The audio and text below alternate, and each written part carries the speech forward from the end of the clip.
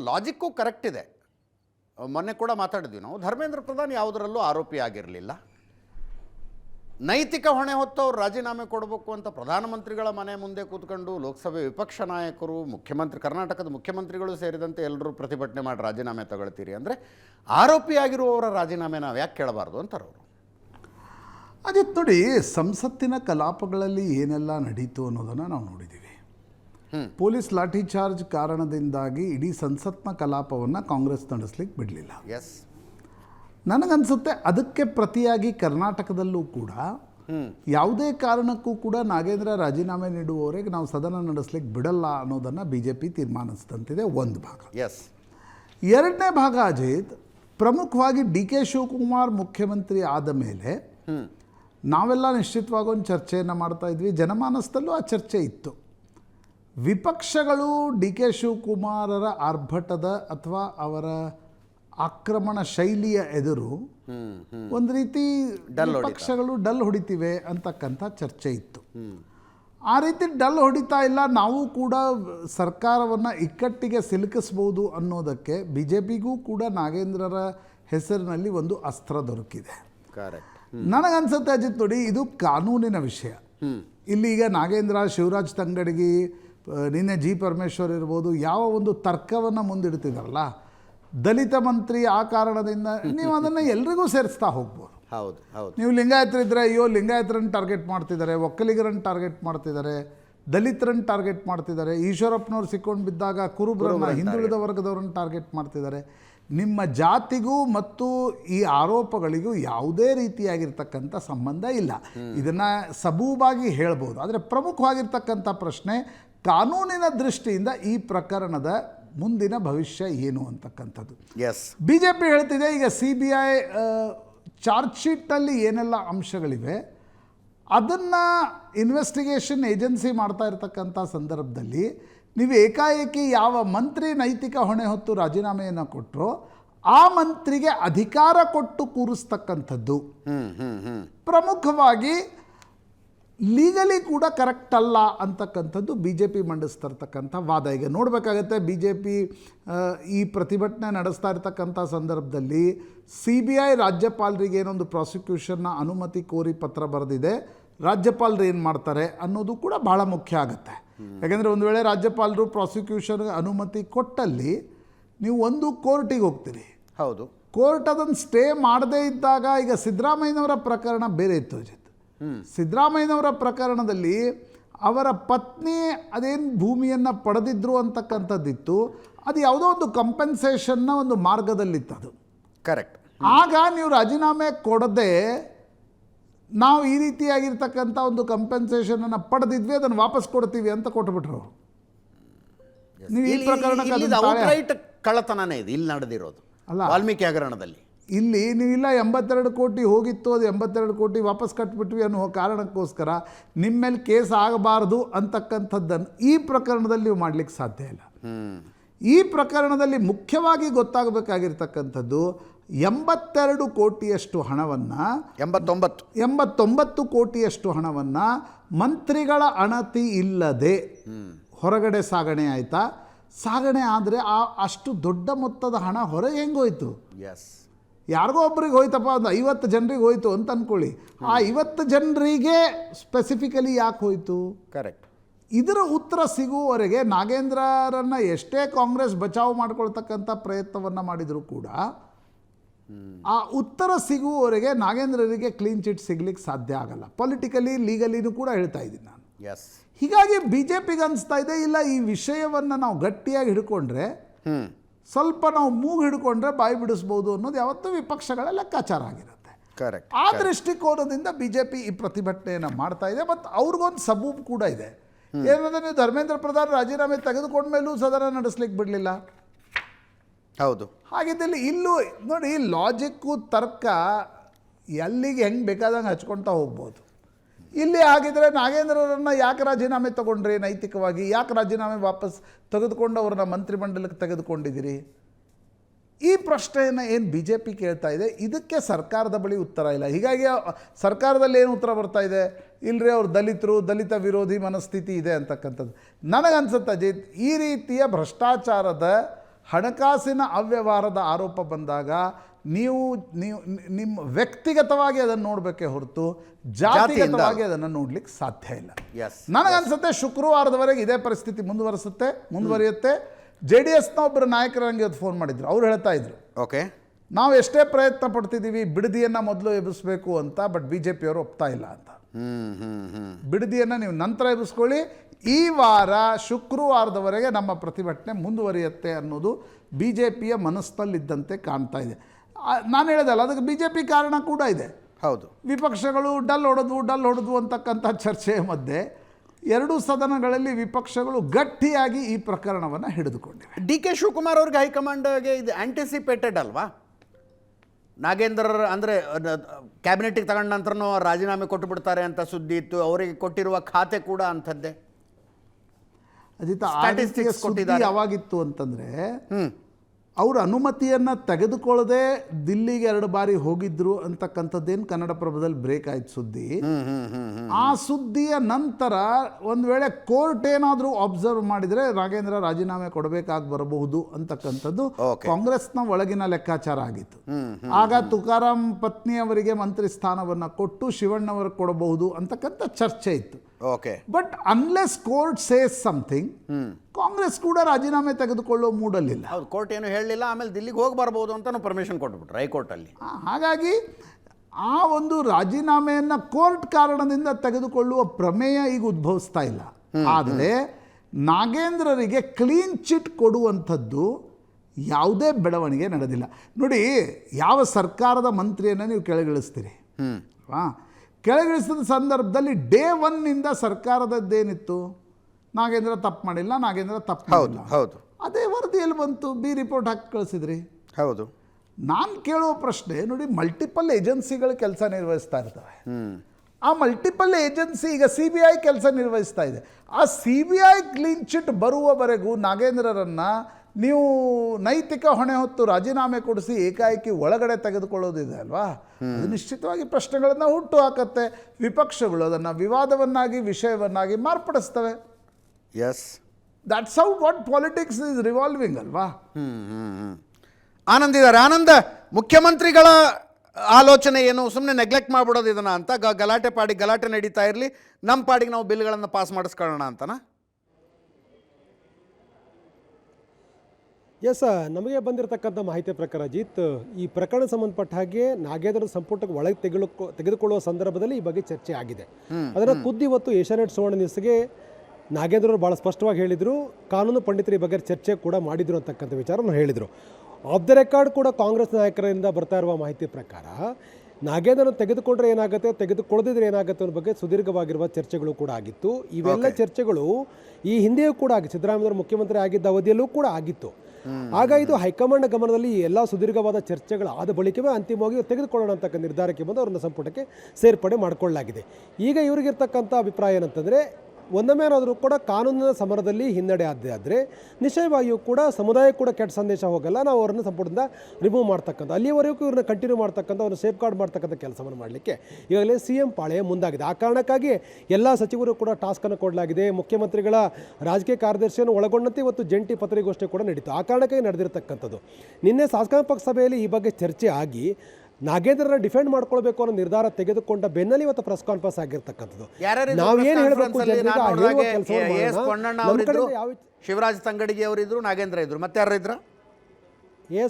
ಶಿವರಾಜ್ ತಂಗಡ, ಐವಾನ್ ಡಿಸೋಜ ಅವರಿದ್ದರು, ನಾಗೇಂದ್ರ ಅವರು ಕಂಪ್ಲೀಟ್ ಮಾಹಿತಿ ಕೊಡ್ತಕ್ಕಂಥ ಪ್ರಯತ್ನವನ್ನು ಮಾಡಿದ್ರು, ಬಾದರ್ಲಿ ಕೂಡ ಇದ್ದರು. ಸೊ ಅಂದರೆ ಸರ್ಕಾರದ ಕಡೆಯಿಂದ ಏನು ಹೇಳಬೇಕಾಗಿತ್ತು ಹೇಳುವ ಪ್ರಯತ್ನಗಳನ್ನು ಮಾಡಲ್ಲ. ಒಂದೊಮ್ಮೆ ಏನಾದರೂ ಕೂಡ ವಿಧಾನಸಭೆ ಒಳಗಡೆ ಚರ್ಚೆಗೆ ಬಂದಿದ್ದೇ ಆಗಿದ್ದರೆ ಇವತ್ತು ಈ ಚರ್ಚೆಯ ಹಂತದಲ್ಲಿ ಸರ್ಕಾರ ಇವತ್ತು ಪ್ರೆಸ್ ಕಾನ್ಫರೆನ್ಸ್ ಹೇಳಿರ್ತಕ್ಕಂಥ ಬಹುತೇಕ ಎಲ್ಲ ವಿಚಾರಗಳನ್ನು ಕೂಡ ಉಲ್ಲೇಖ ಮಾಡ್ತಕ್ಕಂಥ ಸಾಧ್ಯತೆಗಳು ಕೂಡ ಇತ್ತು. ಅದಕ್ಕೆ ಟಾಸ್ಕನ್ನು ಕೂಡ ಈಗಾಗಲೇ ಪೊನ್ನಣ್ಣವರಿಗೆ ನೀಡಲಾಗಿತ್ತು.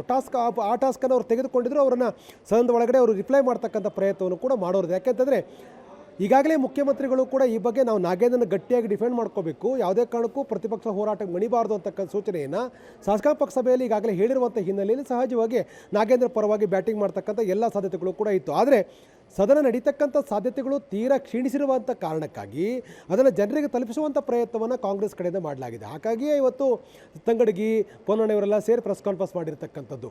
ಒಂದಂತೂ ಸ್ಪಷ್ಟ, ಮುಖ್ಯಮಂತ್ರಿ ಪಾಳಯ ನಾಗೇಂದ್ರ ಅವರನ್ನ ಕಾನೂನು ಸಮರದಲ್ಲಿ ಅಂತಿಮವಾದ ತೀರ್ಪು ಬರುವವರೆಗೂ ಕೂಡ ಡಿಪೆಂಡ್ ಮಾಡ್ತಕ್ಕಂಥ ಪ್ರಯತ್ನವನ್ನು ಮಾಡಲಿಕ್ಕೆ ಮುಂದಾಗಿದೆ. ಆ ಕಾರಣಕ್ಕಾಗಿ ಯಾವುದೇ ಹಂತದಲ್ಲೂ ಕೂಡ ಪ್ರತಿಪಕ್ಷಗಳ ಹೋರಾಟಕ್ಕೆ ಮಣಿತಕ್ಕಂಥ ಸಾಧ್ಯತೆಗಳು ತೀರಾ ಕಡಿಮೆ. ಹೀಗಾಗಿ ಇವತ್ತು ಡಿಸಿಎಂ ಡಾಕ್ಟರ್ ಜಿ ಪರಮೇಶ್ವರರು ವಿಧಾನಸಭೆ ಒಳಗಡೆ ಈ ಪ್ರಕರಣ ಸಂಬಂಧಪಟ್ಟಾಗ ನಡೆದಿರ್ತಕ್ಕಂಥ ವಿದ್ಯಮಾನಗಳ ಬಗ್ಗೆ ಅವರು ಸಂಪೂರ್ಣವಾಗಿರ್ತಕ್ಕಂಥ ಮಾಹಿತಿ ಕೊಡುವ ಪ್ರಯತ್ನವನ್ನು ಕೂಡ ಮಾಡಿದರು. 4 ಪುಟಗಳ ವರದಿಯಲ್ಲಿ ಭಾಳ ಸ್ಪಷ್ಟವಾಗಿ ಇದುವರೆಗೆ ಆಗಿರ್ತಕ್ಕಂಥ ಬೆಳವಣಿಗೆಗಳು, ಕಾನೂನು ಹೋರಾಟಗಳು ಮತ್ತು ಇವರು ಕ್ಲೀನ್ ಚಿಟ್ ಅನ್ನುವ ರೀತಿಯಲ್ಲಿ ಆ ವರದಿಯನ್ನು ಓದುವ ಮೂಲಕ, ಸದನಕ್ಕೆ ಅದನ್ನು ಮಂಡಿಸುವ ಮೂಲಕ ಸರ್ಕಾರದ ಕಡೆಯಿಂದ ಹೇಳಬೇಕಾಗಿರ್ತಕ್ಕಂಥ ಒಂದು ಪ್ರಯತ್ನವನ್ನು ಅವರು ಮಾಡಿದ್ದಾರೆ.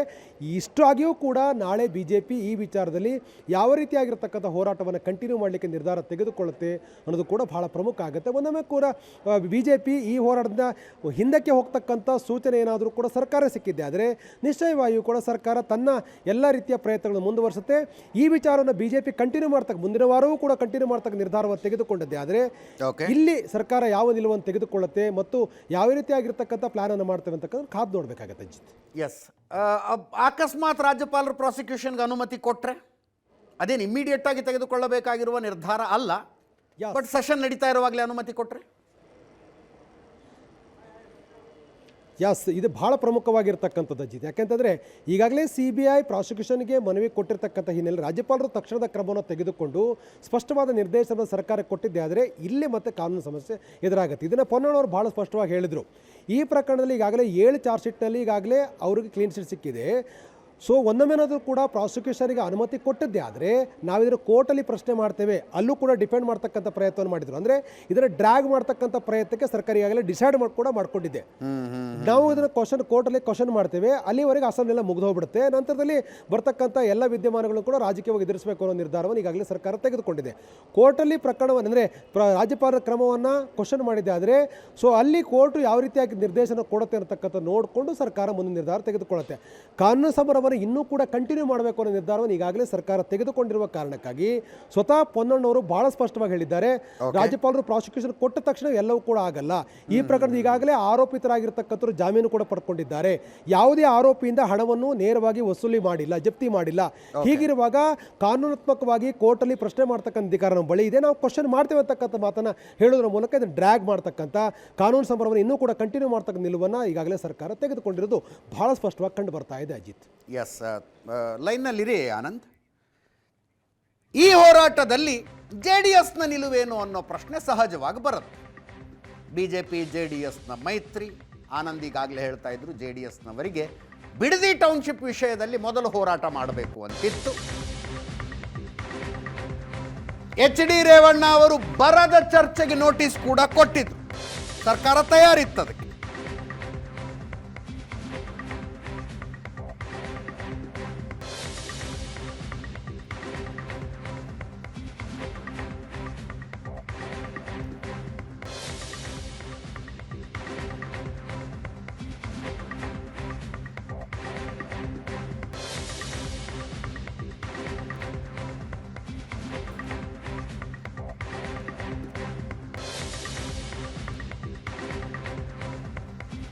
HD ರೇವಣ್ಣ ಅವರು ಬರದ ಚರ್ಚೆಗೆ ಅವಕಾಶ ಕೊಡಿ ಅಂತ ಸ್ಪೀಕರ್ಗೆ ಮನವಿ ಮಾಡಿದ್ರು. ಅದಕ್ಕೆ ಸ್ಪೀಕರ್ GS ಪಾಟೀಲ್ ಒಪ್ಪಿದ್ರು.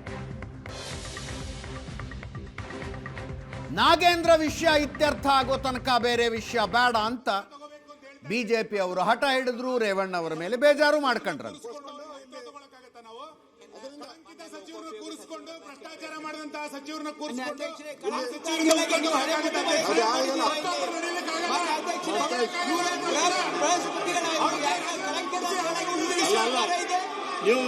ರಾಜ್ಯದಲ್ಲಿರ್ತಕ್ಕಂಥ ಪರಿಸ್ಥಿತಿ ಬಗ್ಗೆ ನಿಲುವಳಿ ಸೂಚನೆ ಕೊಟ್ಟಿದ್ದಾರೆ. ನನಗೆ ಬಂದು ಚರ್ಚೆ ಮಾಡ್ತೇನೆ ಅಂತ ಹೇಳಿದ್ದಾರೆ. ಮತ್ತೀಗ ಅವ್ರು ಚರ್ಚೆ ಮಾಡಕ್ ಆಸ್ಪತ್ರೆ ಕೊಟ್ರೆ ನೀವ್ಯಾಕೆ ಅವ್ರಿಗೆ ಹೋಗಿ ಯಾರು ಕೇಳಿದ್ರು? ಅವ್ರ ಕೇಳ್ಯಾರ. ಮತ್ತೇನು ಮಾಡಿದ್ದಾರೆ? ಅದು ಇಲ್ಲ ಇಲ್ಲ ಕೊಟ್ಟಿದ್ದಾರೆ. ವಿಡ್ರಾ ಮಾಡಿಲ್ಲ. ನನಗೆ ಕಲಿ ನಾವು ಎದ್ದು ನಿಂತ್ಕೊಂಡು ಕೇಳ್ಬೇಕು. ನಾನು ನಿಲುವಳಿ ಕೊಟ್ಟಿದ್ದೀನಿ, ನಾನ್ ನಿಲುವಳಿ ಕೊಟ್ಟಿದ್ದೀನಿ, ಅದ್ರ ಬಗ್ಗೆ ಗಮನ ತಗೊಳ್ಳಿ ಅಂತ ಮೊದ್ಲು ಹೇಳಿದೆ, ನಿಮ್ ಕೇಳ್ಕೊಳ್ಳಿಲ್ಲ.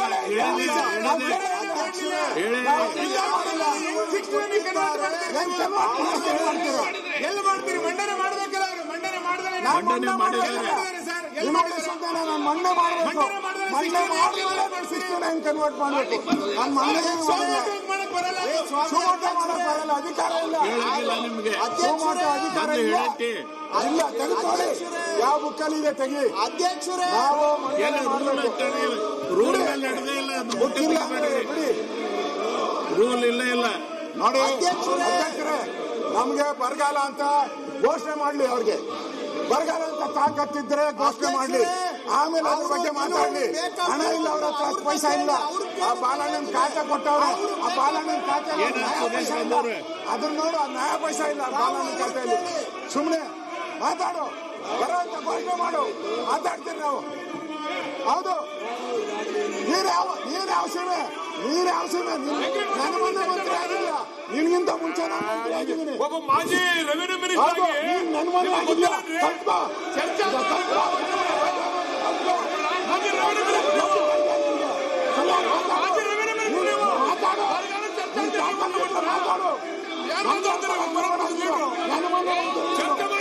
ಎಲ್ಲ 3 ಪಾರ್ಟಿ ಆಯ್ತು.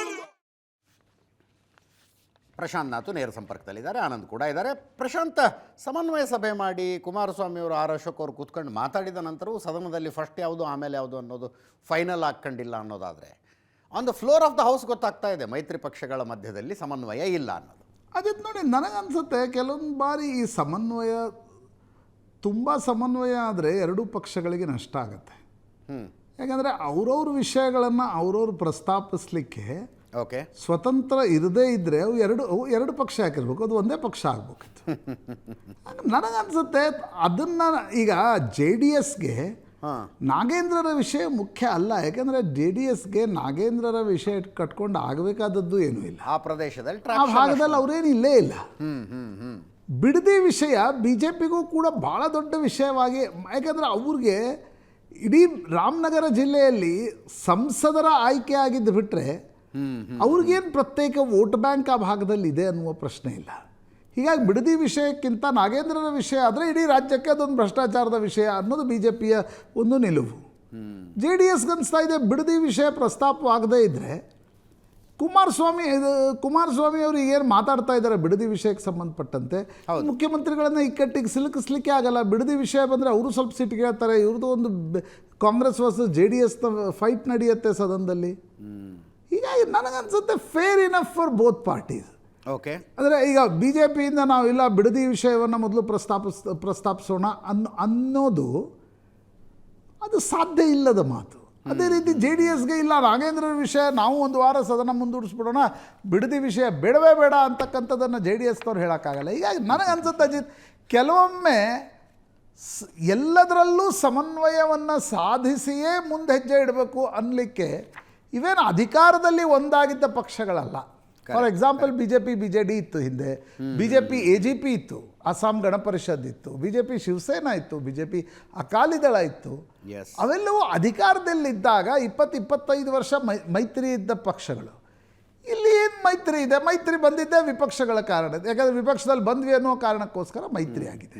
ಹೀಗಾಗಿ ನನಗನ್ಸದೆ ಎಲ್ಲದರಲ್ಲೂ ಅವರಿಲ್ಲ ಬಿಡದಿಯನ್ನು ನಾವು ಪ್ರಶ್ನೆ ಮಾಡಬಾರ್ದಿತ್ತು ಅನ್ನೋದು, ಅಥವಾ ಇವರು ಇಲ್ಲ ನಾವು ಬಿಡದಿ ಮಾಡೋಣ ನಾಗೇಂದ್ರರನ್ನು ಬಿಟ್ಟು ಬಿಡ್ತೀವಿ ಅನ್ನೋದು ಅವರವರ ಪಕ್ಷಗಳ ಹಿತಾಸಕ್ತಿಗೆ ಅನುಗುಣವಾಗಿ ಅವರು ಕೆಲಸ ಮಾಡಬೇಕು ಅನ್ನೋದು ಅಪೇಕ್ಷೆ ಕೂಡ ಹೌದು. ಹೀಗಾಗಿ ನನಗನ್ಸುತ್ತೆ ಇದರಲ್ಲಿ ತುಂಬ ನಾವು ಸಮನ್ವಯತೆಯನ್ನು ನೋಡ್ಲಿಕ್ಕೆ ಹೋದರೆ ಆ ಎರಡೂ ಪಕ್ಷಗಳಿಗೂ ನಷ್ಟ ಆಗತ್ತೆ. ಆನಂದ್, ನೀವೇನಂತೀರಿ ಕ್ವಿಕ್ಲಿ? BJP ಅವ್ರು ಮಾಡ್ತಾ ಇರೋದು BJPಯ ಪಾಲಿಗೆ ಕರೆಕ್ಟು, JDSನವ್ರು ಮಾಡ್ತಾ ಇರೋದು JDS ಪಾಲಿಗೆ ಕರೆಕ್ಟು ಅಂತ? ಇಲ್ಲ ಅಜಿತ್, ಆರಂಭಿಕವಾಗಿ ಒಂದು ದಿನ ಅಥವಾ ಒಂದೂವರೆ ದಿನ ಅಥವಾ 2 ದಿನಕ್ಕೆ ಮುಕ್ತಾಯ ಆಗಬೇಕಾಗಿರ್ತಕ್ಕಂಥ ನಾಗೇಂದ್ರರ ಪ್ರಕರಣ ಏನಿದೆ ಇದು ಡ್ರ್ಯಾಗ್ ಆಗ್ತಾ ಇದೆ. ಸರ್ಕಾರದ ಕಾರಣಕ್ಕಾಗಿ, ಸರ್ಕಾರ ಧೋರಣೆ ಕಾರಣಕ್ಕೆ ಡ್ರ್ಯಾಗ್ ಆಗ್ತಾ ಇದೆ. ಹಾಗಾಗಿ ಬೇರೆ ಸಬ್ಜೆಕ್ಟ್ಗಳನ್ನು ರೈಸ್ ಮಾಡಲಿಕ್ಕೆ ಸಾಧ್ಯ ಆಗದೇ ಇರುವ ಕಾರಣಕ್ಕಾಗಿ ತಮ್ಮ ಸಬ್ಜೆಕ್ಟ್ಗಳನ್ನು ನೋಟ್ ಮಾಡಬೇಕು ಅಥವಾ ನೋಟಿಸ್ ಮಾಡಬೇಕು ಅನ್ನೋ ಕಾರಣಕ್ಕಾಗಿ ಅವ್ರು ನೋಟಿಸ್ ನಿಲುವಳಿ ಸೂಚನೆಯನ್ನು ಕೊಟ್ಟಿದ್ರು, ಚರ್ಚೆ ಆಗಬೇಕು ಅಂತಕ್ಕಂಥದ್ದು. ಆದರೆ ಈ ಸಬ್ಜೆಕ್ಟ್ ಡ್ರ್ಯಾಗ್ ಆದ ಕಾರಣಕ್ಕಾಗಿ ಅದು ಚರ್ಚೆಗೆ ಬಂದಿಲ್ಲ. ಆದರೆ ಸರ್ಕಾರ ಏನು ಮಾಡ್ತು, JDS ಕೊಟ್ಟಿರ್ತಕ್ಕಂಥ ನೋಟಿಸನ್ನು ಬಳಕೆ ಮಾಡಿಕೊಂಡು ಪ್ರತಿಪಕ್ಷದ ವಿರುದ್ಧ ಅದು ತಿರುಗೇಟು ಕೊಡಲಿಕ್ಕೆ ಆ ನೋಟಿಸನ್ನು ಬಳಕೆ ಮಾಡಿಕೊಡ್ತು. ರಾಜ್ಯದಲ್ಲಿರ್ತಕ್ಕ 170 ತಾಲೂಕಲ್ಲಿ ಬರ ಇದೆ, ಬರದ ಬಗ್ಗೆ ಚರ್ಚೆ ಮಾಡಲಿಕ್ಕೆ ಸರ್ಕಾರ ಇಷ್ಟಪಡ್ತಾ ಇದೆ. ಆದರೆ ಪ್ರತಿಪಕ್ಷವಾಗಿರ್ತಕ್ಕಂಥ BJP ಆಗಲಿ ಇದಕ್ಕೆ ಅವಕಾಶ ಕೊಡ್ತಾ ಇಲ್ಲ ಅಂತಕ್ಕ ಸಂದೇಶವನ್ನು ಜನರಿಗೆ ಕೊಡೋಗೋಸ್ಕರ ಈ ಒಂದು ನೋಟಿಸನ್ನು ಸರ್ಕಾರ ಬಳಕೆ ಮಾಡಿಕೊಂಡಿರ್ತಕ್ಕಂಥದ್ದು.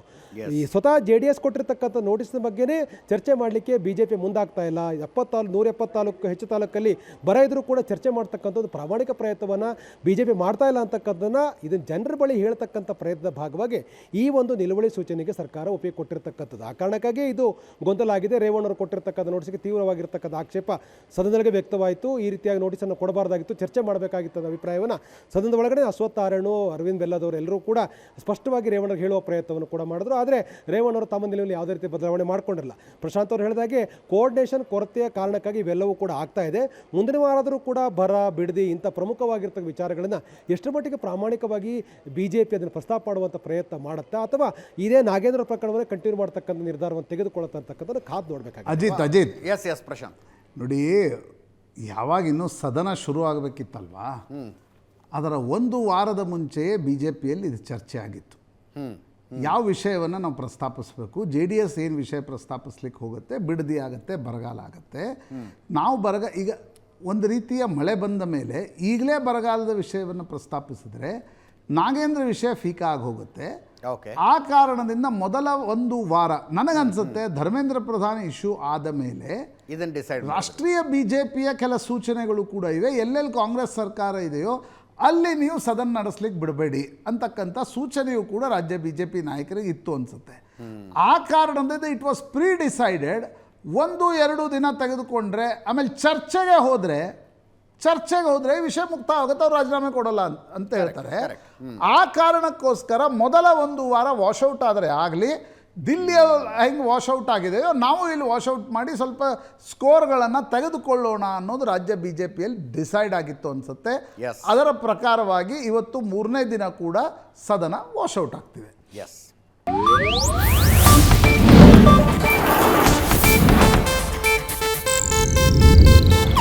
ಇದು ಏಷ್ಯಾನೆಟ್ ನ್ಯೂಸ್ ನೆಟ್ವರ್ಕ್ ಪ್ರಸ್ತುತಿ.